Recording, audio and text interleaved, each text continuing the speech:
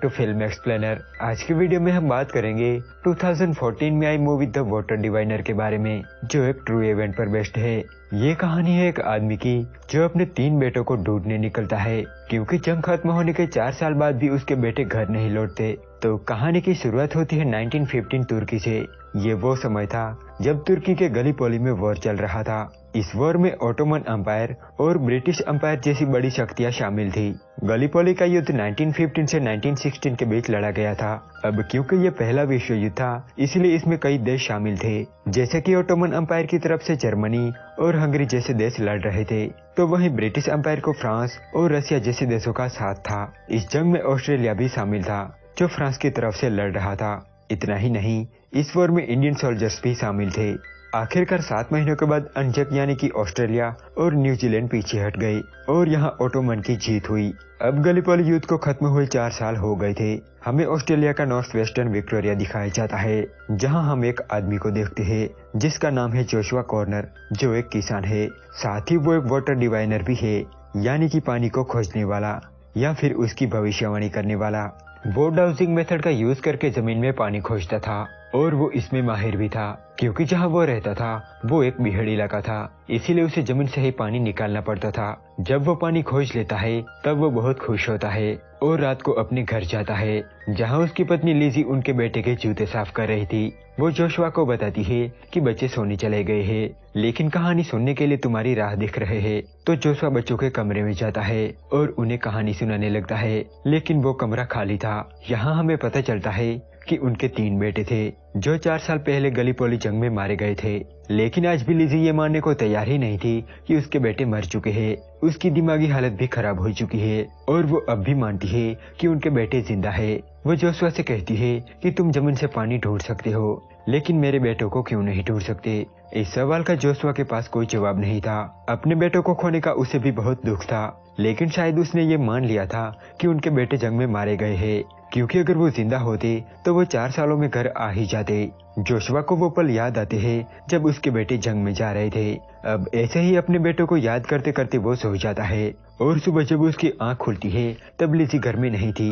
वो भागकर पास के तालाब पर जाता है, जहाँ लिजी की लाश पानी में तैर रही थी। उसकी पत्नी ने सुसाइड कर लिया था और इस हादसे से जोशुआ पूरी तरह से टूट जाता है। लिजी हमेशा से चाहती थी कि जोशुआ उनके बेटे को ढूंढे, इसलिए जब जोशुआ उसे दफना रहा था तब वो अपनी मरी हुई पत्नी से वादा करता है कि वो उनके बेटों को ढूंढने जाएगा और उनकी अस्थियों को उसके पास ही दफनाएगा। लिजी को दफना के वो अपने बेटों को ढूंढने निकल पड़ता है। यहाँ हम मेजर हसन और सार्जेंट जमाल को देखते हैं, जो आज जंग के 4 सालों बाद गलीपोली आए थे। वो यहाँ कर्नल ह्यूज से मिलते हैं। गलीपोली में मेजर हसन और कर्नल ह्यूज आमने सामने लड़े थे और कर्नल अच्छी तरह से जानता था कि मेजर हसन सबका बाप था, लेकिन अब युद्ध खत्म हो गया था, इसीलिए अब उनके बीच कोई भी दुश्मनी नहीं थी। कर्नल की यूनिट यहाँ ब्रिटिश सैनिकों की लाशें ढूंढ रही थी, ताकि उन्हें ढूंढ के उन्हें सम्मान पूर्वक दफनाया जाए, क्योंकि इस जंग में हजारों सोल्जर्स मारे गए थे, जिनमें सैकड़ों सोल्जर्स की लाशें भी नहीं मिली थी। अब क्योंकि जंग के दौरान मेजर हसन भी वहीं था, इसीलिए कर्नल ने उससे मदद मांगी थी ताकि वो बता सके कि कहां पर उन्होंने ज्यादा सोल्जर्स मारे थे। कर्नल कहता है कि हमने यहाँ 10,000 सैनिक गवा दिए हैं। तब मेजर हसन कहता है कि हमने यहाँ 70,000 से भी ज्यादा सैनिक गवा दिए हैं, जिनमें से कई सैनिकों की हमें लाशें भी नहीं मिली है। अब हम जोशुआ को देखते हैं, जो ऑस्ट्रेलिया से तुर्की जा रहा था। तभी उसे एक किस्सा याद आता है, जब उसके 3 बेटे शिकार पर गए थे और तभी इस बीहड़ में एक रेतीला तूफान आ गया था। तब जोशुआ भागकर उन्हें लेने जाता है। उसके बेटे बहुत डर रहे थे। तब जोशुआ उन तीनों को चादर से ढक देता है और उन्हें हौसला देता है। हम सब जानते हैं कि वो एक बाप ही होता है जो हमें लड़ना सिखाता है, फिर हालात चाहे जो भी हो। अब 3 महीनों के सफर के बाद वो तुर्की के इस्तांबुल पहुंच जाता है, जहां पहुंचते ही एक बच्चा उसे जिद करने लगता है। वो जोशुआ से काफी रिक्वेस्ट करता है कि आप हमारे होटल चलो, हम आपको शानदार खाना और रहने के लिए एक साफ कमरा देंगे। लेकिन जोशुआ उसे इग्नोर कर देता है, क्योंकि वो सीधा गलीपोली जाना चाहता था। वो एक पुलिस ऑफिसर से पूछता है कि मुझे गलीपोली जाना है। तब वो बताता है कि आप वहाँ पर नहीं जा सकते। वहाँ जाने के लिए आपको ब्रिटिश के युद्ध कार्यालय में जाना होगा और वहाँ से आपको परमिशन लेनी होगी। तभी वो बच्चा, जिसका नाम ओरहन होता है, वो जोशुआ का बैग लेकर भागने लगता है। वो बस जोशुआ को अपने होटल में लाना चाहता था। जोशुआ भी उसका पीछा करते हुए उसके होटल तक आता है और अब वो होटल में रुकने के लिए मान जाता है, क्योंकि बिना परमिट के वो गलीपोली नहीं जा सकता था। अब वो होटल के अंदर जाता है, जहाँ आयशा नाम की एक औरत थी, जो ओरहन की माँ थी। जोशुआ कहता है कि मुझे एक रूम चाहिए, मैं ऑस्ट्रेलिया से आया हूँ। ऑस्ट्रेलिया का नाम सुनते ही उसके चेहरे का रंग उड़ जाता है, क्योंकि वो उसका दुश्मन देश था और उसने भी जंग में बहुत कुछ खोया था। वो जोशुआ को बताती है कि मेरे बेटे से गलती हो गई, यहाँ पर कोई रूम नहीं है। लेकिन तभी वहाँ पर ओमन आता है, जो जोशुआ को एक रूम दे देता है। आयशे इस्तांबुल में एक होटल चलाती थी और साथ ही अपने फादर का ख्याल भी रखती थी, जिनकी दिमागी हालत कुछ ठीक नहीं थी। वो जोशुआ के कमरे में टॉवल्स देने चाहती है, जहाँ वो उसे बताती है कि आपको एक बार नीले दरगाह जाना चाहिए, ये इस शहर की सबसे खूबसूरत जगह है। जोशुआ कहता है कि मैं यहाँ घूमने नहीं आया हूँ, मैं गलीपोली जाना चाहता हूँ। ये सुनकर आयशे चौंक जाती है। वो जोशुआ को बताती है कि वहाँ पर अब भूतों के अलावा और कुछ नहीं है। अगले दिन जोशुआ युद्ध कार्यालय में जाता है और ब्रिटिश ऑफिसर से गलीपोली जाने की परमिशन मांगता है। वो उसे अपने बेटों की तस्वीर दिखाता है और बताता है कि मैं उनकी अस्थियों को ढूंढ के अपने साथ ले जाना चाहता हूँ और उन्हें उसकी माँ के साथ दफनाना चाहता हूँ। लेकिन ऑफिसर उसे परमिशन देने से मना कर देता है।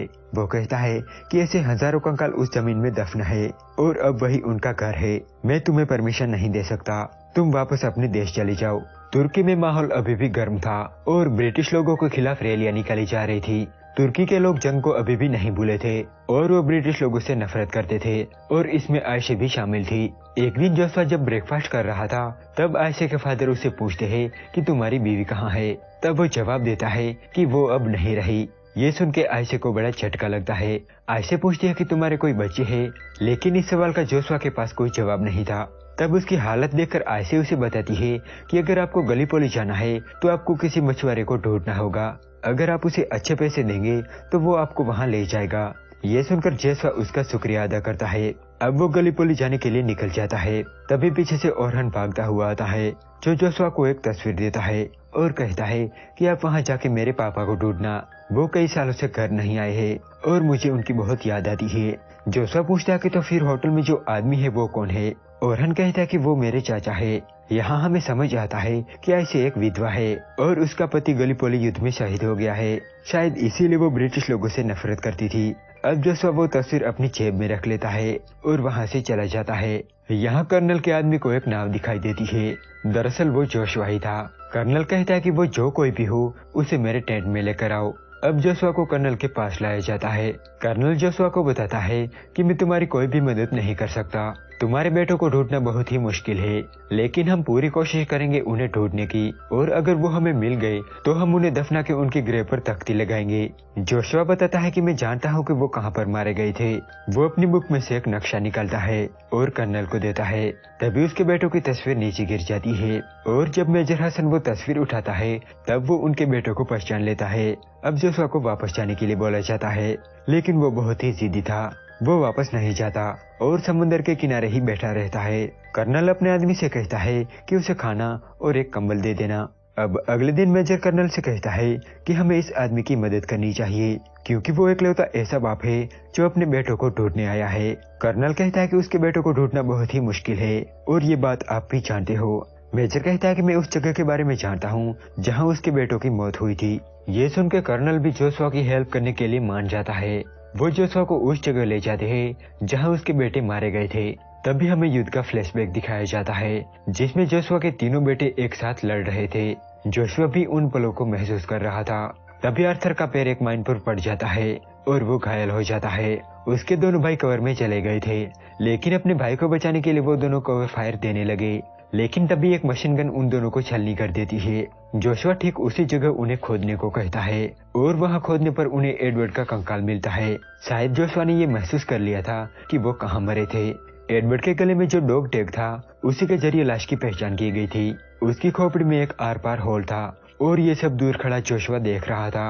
उसकी आंखों से आंसू नहीं गिर रहे थे, पर उसका दिल रो रहा था। अपने बच्चों से ज्यादा जीना सुनने में अच्छा लग सकता है, लेकिन उससे बड़ा कोई श्राप नहीं है। वो एडवर्ड की लाश देखना चाहता था, लेकिन कर्नल उसे मना कर देता है, क्योंकि अब सिर्फ कंकाल ही बचा था। अब उसे वापस टेंट में भेज दिया जाता है। कुछ देर बाद कर्नल उसे खबर देता है कि हमें हेनरी मिल गया है। जोशुआ कहता है कि अभी भी आर्थर को ढूंढना बाकी है। कर्नल कहता है कि हमने हर जगह छान ली है, लेकिन हमें कुछ नहीं मिला। अब जोशुआ अपने बेटों को ऑस्ट्रेलिया ले जाने की बात करता है, लेकिन कर्नल कहता है कि तुम उन्हें यही दफन कर दो, क्योंकि अब यही उनका घर है। तो जोशुआ उसकी बात मान जाता है और उसके दोनों बेटों को दफना देता है और अगले दिन यहाँ से निकलने के लिए अपना सामान पैक करने लगता है। तभी वहाँ पर मेजर आता है जो उसे एक लिस्ट दिखाता है। वो उसे बताता है कि ये लिस्ट उन सैनिकों की है जिन्हें बंदी बनाया गया था और इसमें आर्थर का भी नाम है। मतलब कि आर्थर जंग में नहीं मरा था बल्कि अब भी वो जिंदा है। ये सुन के जोशुआ दिल ही दिल बहुत खुश होता है और वापस आयशा के होटल में आ जाता है। अगले दिन वो युद्ध कार्यालय में जाता है ताकि वो आर्थर के बारे में पता लगा सके कि वो कहाँ पर कैद है, लेकिन ऑफिसर उसकी कोई भी मदद नहीं करता। वो जोशुआ से कहता है कि मैंने तुम्हें गलीपोली जाने से मना किया था, फिर भी तुम वहाँ क्यों गए। वो जोशुआ का पासपोर्ट छीन लेता है और उसे बताता है कि मैं गुरुवार को तुम्हारा पासपोर्ट और कोलकाता की टिकट लेकर तुम्हारे होटल आऊंगा और तुम्हें वापस ऑस्ट्रेलिया भेज दिया जाएगा। अब यहाँ जोशुआ को खाली हाथ ही लौटना पड़ता है, इसीलिए वो मेजर का पीछा करता है ताकि वो उसकी कुछ मदद कर सके। लेकिन तभी जमाल उसे पकड़ लेता है और वो जोशुआ को जान से मारने की बात करता है, लेकिन मेजर ऐसा होने नहीं देता और उसे वापस होटल पहुंचा दिया जाता है। जोशुआ के बारे में काफी कुछ जानने के बाद आयशा भी अब उससे नफरत नहीं करती थी। वो रात को जोशुआ के साथ काफी बातें करती है, जहाँ हमें पता चलता है कि उसका पति जंग में मारा जा चुका है, लेकिन वो अब भी मानती है कि उसका पति जिंदा है और ये उसकी मजबूरी भी थी क्योंकि उसके पति का भाई ओमर जो शादीशुदा था वो अब आयशा को अपनी दूसरी बीवी बनाना चाहता था। वो उस पर दबाव डाल रहा था कि ओरहान के भविष्य के लिए उसे ये शादी करनी होगी, लेकिन आयशा ये कहकर उसकी बात को टाल देती थी कि मेरा पति जिंदा है, मैं दूसरी शादी नहीं कर सकती। ऐसे ही शादी को लेकर उन दोनों के बीच एक दिन झगड़ा होता है और ओमर आयशा को पीटने लगता है। तभी वहाँ पर जोशुआ आ जाता है जो ओमर को धक्का दे देता है। इस बात से ओमर बहुत गुस्सा हो जाता है और उसे पीटने की धमकी देता है। दूसरी तरफ आयशा भी जोशुआ पर गुस्सा करती है। वो उसे कहती है कि तुम बीच में क्यों आए, तुमने हालातों को और बिगाड़ दिया। वो गुस्से में उसे इस होटल से चले जाने को कहती है तो जोशुआ अपना बैग लेकर जाने लगता है, लेकिन जैसे ही वो होटल से बाहर निकलता है तभी ओमर और उसके आदमी उसे पीटने लगते हैं। तभी वहाँ पर जमाल आ जाता है जो जोशुआ को अपने साथ ले जाता है और जोशुआ का बैग ओरहान अपने होटल में वापस ले जाता है। मेजर और जमाल जोशुआ को बताते हैं कि पिछले रिकॉर्ड्स को देखते हुए तुम्हारे बेटे को एफियोन ले जाया गया था, लेकिन अब हम नहीं जानते कि वो कहाँ पर है और वो जिंदा भी है या नहीं। मेजर उसे बताता है कि तुम कल ऑस्ट्रेलिया चले जाओगे। मैं और जमाल अंकारा के पूर्व में जा रहे हैं क्योंकि मुस्तफा कमाल अपनी सेना इकट्ठी कर रहा है और उसे रोकना जरूरी है। हम एफियोन से ही गुजरेंगे जहां हम तुम्हारे बेटे को जरूर ढूंढेंगे। उस रात मेजर और जोशुआ काफी बातें करते हैं और उनके बीच एक अच्छी दोस्ती हो जाती है। मेजर जोशुआ को एक किस्सा सुनाता है जब गलीपोली का युद्ध चल रहा था। मेजर कहता है कि जब मैं पहले ऑस्ट्रेलियन से मिला वो एक नौजवान लड़का था जो मेरी तरफ बढ़ रहा था। वो हमारे निशाने पर था और उस पर 1000 बंदूकें थी। वो मेरे पास आया और हमने साथ में सिगरेट पी, लेकिन जब वो चला गया तब मुझे एहसास हुआ कि उसने मेरे सिगरेट चुरा लिए थे। उस रात जोशुआ अपना बैग लेने वापस होटल जाता है जहां आयशा उससे माफी मांगती है और जोशुआ के लिए खाना बनाती है। उस रात ये दोनों काफी बातें करते हैं, शायद वो दोनों एक दूसरे को पसंद करने लगे थे। अगली सुबह ब्रिटिश ऑफिसर होटल पर आता है क्योंकि आज वो जोशुआ को वापस भेजने वाले थे, लेकिन जोशुआ वापस जाना नहीं चाहता था, इसीलिए वो आयशा की मदद से भाग जाता है और उस ट्रेन में चढ़ जाता है जिसमें मेजर और उसके सैनिक जाने वाले थे। तभी मेजर देखता है कि एक गांव चल रहा है और कई लोग वहां से जा रहे हैं। ये देखकर वो समझ जाता है कि ग्रीक सोल्जर आसपास ही है।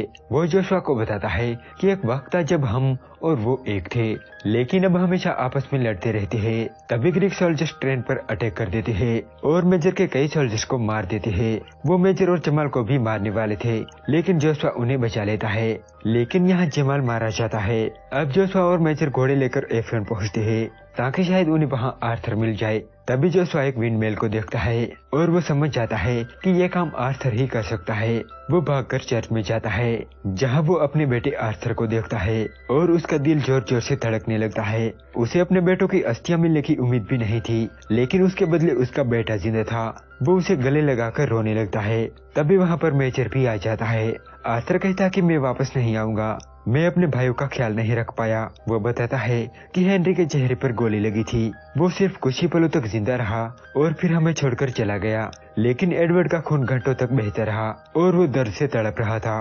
उसकी सांसें रुक ही नहीं रही थी, मुझसे उसका दर्द देखा नहीं जा रहा था। उसने चीखते हुए मुझसे कहा कि मुझे गोली मार दो, तब मुझे उसे ना चाहते हुए भी सर में गोली मारनी पड़ी। अब आर्थर अपने भाई की मौत की जिम्मेदार खुद को मानता है, इसीलिए वो घर चलने से मना कर देता है। तब जोशुआ कहता है कि तुम्हारी माँ अब नहीं रही और तुम्हारे सिवा अब मेरा इस दुनिया में कोई नहीं है, मैं तुम्हारे बिना घर नहीं जाऊंगा। ये सुनकर आर्थर घर चलने के लिए मान जाता है। तभी वहाँ पर ग्रीक सैनिक आ जाते हैं जो उस गांव को तबाह करने लगते हैं। मेजर कहता है कि मुझे अब निकलना होगा और आप लोग भी यहाँ से जल्दी निकल जाओ। चलते टाइम वो जोशुआ को बताता है कि तुम्हारे बेटे पर सिगरेट का एक पैकेट और माचिस उधार है। मतलब कि वो आर्थर ही था जिसने 1000 दुश्मन सैनिकों के बीच मेजर के सिगरेट चुरा लिए थे।